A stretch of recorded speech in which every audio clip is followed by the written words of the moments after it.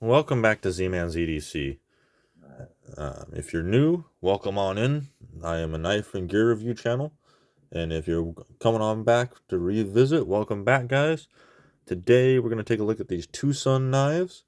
I received these 2-3 weeks ago from our good friend Ian, which is fantastic of him to send them my way.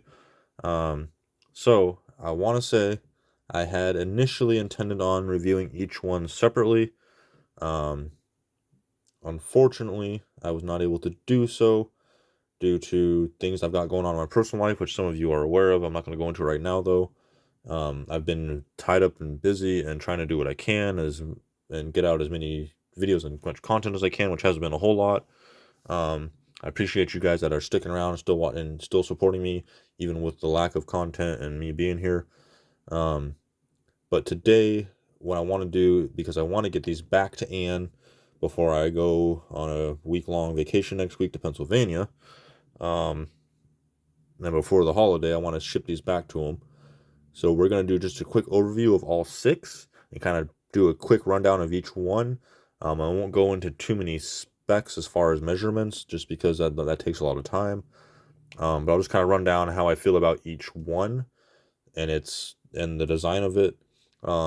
I will say Tucson as a whole, because these are the first ones I've ever handled, was these 6 here. They have a great quality for the price ranges that these are, which is not very expensive considering most of them have titanium. Some of them have 14C28N. A couple of them I think have M390. The quality and the price and what you're getting, I can see why people dig Tucson. I definitely understand it now. Great little brand from my first experience with it. I definitely might be picking up a couple of these in the near future if I can get my hands on them. I don't know what the availability is like. I haven't checked that out yet. But let's dive in and kind of take a look at each one of them here. So this is the TS279. I got the boxes up here with the numbers because I'm still having a hard time remembering the numbers, so bear with me. But this is the 279. This is one of the ones that I was kind of partial to. I do like this one. It's got that real cool milling in the handle that I love. It's got this real nice kind of worn cliffy sheep's foot blade shape, but the blade kind of bends. And it's just real neat how it kind of bends. Like, I don't know, I want to say, I don't know, I can't think of the word to call that right now. I'm drawing a blank. Sorry, guys. But it's got a nice hole here that it's easy to flick. It's easy to flick open with a thumb. You got a nice solid lockup on there. Killer action. Awesome blade centering. Just a stellar knife. You can see it's a titanium frame lock. We got a steel lock bar insert. Kind of an interesting little pocket clip, but it comes in and out of the pocket pretty nice. Titanium milled clip. You see the backspacer runs most of the way up there. It's just a real slick knife overall. Definitely digging that one. I think this was the one that I never found. Oh no, that's 14C28. Never mind. That one did have it on there. One of these, I never found the steel on the knife or the box, so I don't know what it was. But this one is the 190 TS196. This was another one that I was kind of partial to. This one is M390 in titanium. We got the nice clip. Once again, a frame lock with a lock bar insert. Cool milling on the chamfered parts of the handle on this one. Real neat how they did that. They even did it on the pocket clip on the edges. So they kind of carried it all the way through. Once again, stellar action. This one's got the flipper on the back. Decent jumping on the flipper. I kind of don't like this edge right underneath the flipper because I keep catching my finger on it in a not so comfortable way. It's the only kind of gripe I have about this one, but I love this kind of Tonto upswept blade shape and the swedge and just the grinds on that. Just a really cool, neat knife. Nice, smooth hydraulic action on it. Oh man, it's just awesome. Love it. I carried this one probably the most. I didn't carry and use them a ton just because this is also the first time I've ever had somebody send me knives. So I was a little anxious about using them too much, especially because I use my knives pretty good at work. I'm a maintenance guy, so I tend to put some wear on my knives, and I clean them up regularly and I take care of them so they still look nice. But that doesn't mean I want to go tearing up somebody else's knives if you catch my drift. So I was I carried them as much as I was comfortable with, which wasn't a ton. Maybe that's something I'll have to get used to in the future when other people send me knives, and I'll have to be more clear with what they want me to not do and do with them when I get them, I guess. Um, this one is also 14C28N on here. There's some oil in that guy. This is the 229.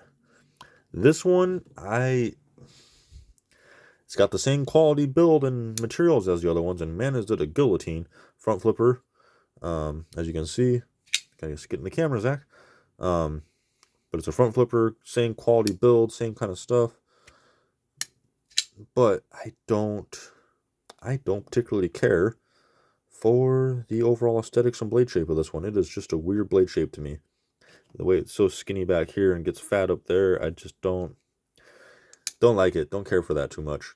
Great build, great quality, great finish. It's just not my jam as far as aesthetics, guys. But that's not to say that it's not a good knife. If that's your jam aesthetically, it's a great knife. I would definitely recommend for the quality wise. Next up, we got the TS190.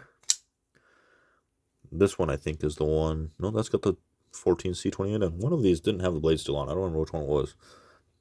But this one's got some really cool milling on this side on the pocket clip, and on the lock bar there. Okay, so and it's got even finer milling up on this side, so you can see it. So it's almost got like a faux bolster look to it, which is kind of cool. But once again, frame lock bar insert, freaking guillotine. It's got really upswept big belly on there. Just a freaking cool looking knife, and god dang, that thing's a guillotine. I forgot how drop shreddy that was. Ooh, I feel like it could be tightened up a little bit in the pivot. Yeah. But it's just, oh man, these things, guys. I'm telling you, these two sons, after handling these, they're fantastic. If you're like me and you haven't dipped into them before, definitely check them out. I know I will be probably purchasing 2 or 3 of them. Yeah, these things are awesome. This design, I don't hate it. Don't necessarily completely love it as far as overall aesthetics, but you can't deny that action, guys. And the quality of the build, once again, it's just nice. They're cool knives, man. So I liked these two, and I also like this one. This is the 129. It's a front flipper, and it's also got the hole on it. I love a good hole that I can finger flick with. And man, that thing rockets out of there. This was the one. Oh, there it is. It's hiding right there. M390. But they're gonna make a liar out of me. I'm gonna find the steel on all of them now. I couldn't find it before. I think this is the one I didn't see it on before. It's got the front flipper, which I probably don't need to put that much wrist into it. Yeah, no. But this has got the carbon fiber show scale, which looks real nice. And it's got the titanium milled on the backside. They're milling on these scales, man. There's just awesome. Gives them good texture and grip. Got nice jimping on there. I like that this one's got the hole in the front flipper, which are essentially my favorite ways to open knives. So that kind of works for me. I really dig that. This is definitely one I might have to pick up, although I don't know if I'll get carbon fiber unless that's the only way it comes. I'm not a big carbon fiber guy, but that's just my opinion. Although the marbled carbon fiber on this next one, or shredded, whatever you call that, whichever one that's called, I like. So this is the TS251, and that carbon fiber, that is cool looking. I do like that. And I am a fan of like the fat carbon, like the Arctic Storm on the PM2 they did. I do like that. So I just don't like the standard kind of carbon fiber like that, you know, that kind of pattern. I'm not a big fan of it. But this shred stuff and like the marbled and that, I'm drawn to that. But anyways, so this knife, this is one. I'm not gonna lie, when I first opened this one, I was like, what in the hell is that? Because the first thing I saw was these interesting little dips on the back of the blade there. You can see what I'm talking about. kind of swoops down and back up multiple times. Definitely an interesting knife. Not terrible. Neat milling. Got those carbon fiber inlays. And it comes right out of there. Big ol' upswept belly of a blade.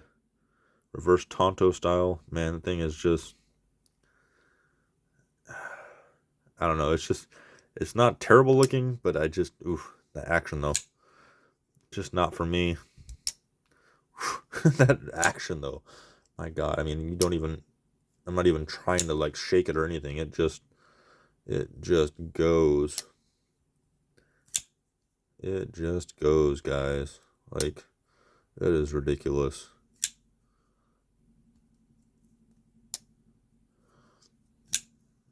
So they definitely have some great quality in these guys. I'm pretty sure most of these are bearings. I could be wrong. Do not quote me on that. I'm not an expert on these guys. I did not disassemble any of these to find out, as they're not my knives. But just by the action on them and how smooth they are, I'd be very surprised if they're not bearings. But yeah, guys, those are the Tucson's that Ann sent me. Thank you, Ann, so much for sending these over so I could check them out, man. Once again, I'm sorry I didn't get a review out on each and every one of them separately with more in depth. I did carry them. I did use them. Some more than others, obviously, depending on how I felt about the knife and how much I liked carrying it. These three were the standouts for me. The 279, the 196, and the 129. Just awesome brand. I'm definitely going to be picking up a couple of these and going to be showing a lot more attention. Add some to the collection for sure. If you guys are, like I said, are like me and you haven't checked them out before, definitely take a look into them. They're really cool. Yeah. And then, like I said, the build quality, the materials. I mean, for what you're getting for what the amount you're paying, definitely worth it in my eyes. And I would definitely recommend these to anybody that's looking for knives with those kinds of materials for a fair price. They're freaking awesome, guys. But we're gonna wrap this video up here in a second. I'll show you this. This did come in this week. I didn't do an unboxing video, but I got my first Mora. Everybody talks about what great, inexpensive little bushcraft knives they are. I like to be outdoors when I get the chance and do stuff outdoors a lot, so I figured we will give one a try. But with that being said, I also wanted to say that I do have a small fixed blade collection, not near as many fixed blades as I do some like the folders. But if you guys want me to show more fixed blades, drop them down in the comments. Let me know what you think. If you guys are into fixed blades, if you want to see more fixed blades, I definitely plan to collect more fixed blades. I got some on my list, like I want to get a Guardian 3 from Bradford, that kind of stuff. There's some Condor knives I want to get my hands on. So if you guys want to see more and hear more about fixed blades, let me know. We can work those in, talk more about them, maybe show off the small collection of them. I do want to do a full collection of all my folders video. So let me know if you'd like to see that. But I'm going to wrap this one up, guys. I hope you guys have a great and fantastic rest of your week. Stay safe out there. Stay sharp, and I'll catch you in the next one.